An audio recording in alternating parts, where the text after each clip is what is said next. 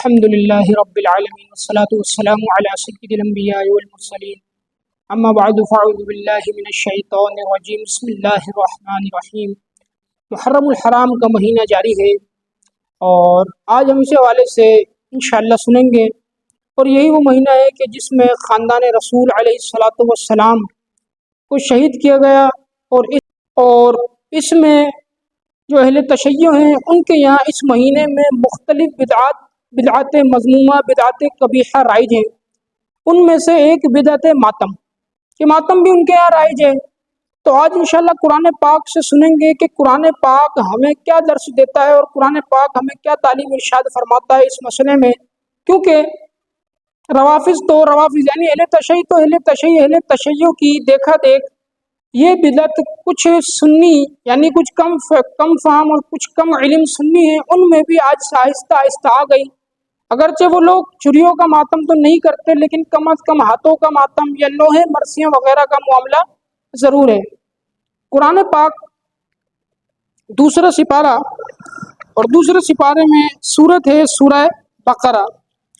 سورہ بقرہ کی آیت نمبر 156 میں اللہ پاک ارشاد فرماتا ہے وَبَشِّرِ الصَّابِرِينَ الَّذِينَ إِذَا أَصَابَتْهُم مُّصِيبَةٌ قَالُوا إِنَّا لِلَّهِ وَإِنَّا إِلَيْهِ رَاجِعُونَ أُولَٰئِكَ عَلَيْهِمْ صَلَوَاتٌ مِّن رَّبِّهِمْ وَرَحْمَةٌ وَأُولَٰئِكَ هُمُ الْمُهْتَدُونَ۔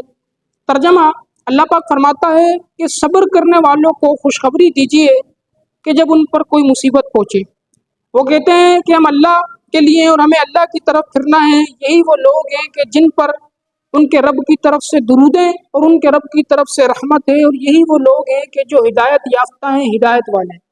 اب آپ دیکھیں کہ جب مشکل اور مصیبت پہنچے تو قرآن پاک نے کیا درس ارشاد فرمایا کہ جب مشکل پہنچے، جب مصیبت پہنچے تو صبر کرنا ہے، اور صبر والوں کو اللہ نے ارشاد فرمایا کہ ان پر اللہ رب العزت کا کرم ہے، ان پر اللہ رب العزت کی رحمت ہے، ان پر اللہ رب العزت کی طرف سے درود ہیں۔ یہ تھی ایک آیت مبارکہ۔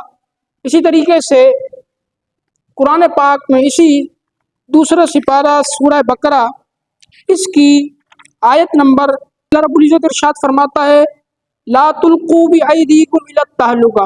ترجمہ، اللہ فرماتا ہے کہ اپنے ہی ہاتھوں ہلاکت میں نہ پڑو، اپنے آپ کو ہلاکت میں نہ ڈالو۔ اب اس کی تفسیر میں مفسرین نے لکھا ہے، مفسرین کرام فرماتے ہیں کہ ہر وہ چیز کہ جو بندے کو ہلاکت کی طرف لے کے جائے، یا ہر وہ کام جو ہلاکت کا سبب ہو، وہ اس آیت مبارکہ کے تحت داخل ہے اور ممنوع ہے۔ ایک مثال مفسرین نے اس کی بیان فرمائی ہے، وہی مثال آپ کے سامنے عرض کرتا ہوں۔ مفسرین اکرام فرماتے ہیں یہاں تک کہ بغیر ساز و سامان کے، بغیر جنگی سامان کے میدان جنگ میں جانا، مفسرین اکرام فرماتے ہیں یہ بھی خود کو ہلاکت پہ پیش کرنا، خود کو ہلاکت میں ڈالنا۔ اب آپ اندازہ لگائیں کہ قرآن پاک کی تعلیم ہمیں اس مسئلے میں کیا ہے کہ اپنے آپ کو ہلاکت میں نہ ڈالو، اپنے آپ کو ہلاکت میں پیش نہ کرو۔ اب اسی صورت مبارکہ، انہی آیت مبارکہ کی روشنی میں ہم دیکھتے ہیں کہ یقیناً جو ماتم ہے وہ بھی خود کو ہلاکت پر پیش کرنا ہے۔ کہ ماتم میں ہم سنتے ہی رہتے ہیں کہ کبھی کسی کے ساتھ جو ہے کوئی بعض اوقات لوگ مر جاتے ہیں، بعض اوقات جو ہائیدوز ہوتا ہے، ہائیدوز میں کسی کی کان کٹ جاتا ہے، کسی کی انگلی کٹ جاتی ہے، اسی طریقے سے کسی کی نسیں ڈیمیج ہو جاتی ہیں، یا کسی کے ساتھ اور کوئی معاملہ ہوتا ہے، تو یقیناً ماتم بھی اپنے آپ کو ہلاکت پر پیش کرنا ہے۔ تو اس وجہ سے ماتم بھی ناجائز و حرام ہے، قطعاً ناجائز و حرام ہے۔ اب جو دو آیت مبارکہ میں نے آپ کے سامنے پیش کی، ایک تو آیت مبارکہ وہ ہے کہ جو ہمیں درس دیتی ہے کہ جب ہم پر مشکل مصیبت پہنچے تو ہم صبر کریں، جزا و فضا نہ کریں، واویلا نہ کریں، آہو بکا نہ کریں، ماتم مرثیاں نوحہ نہ کریں۔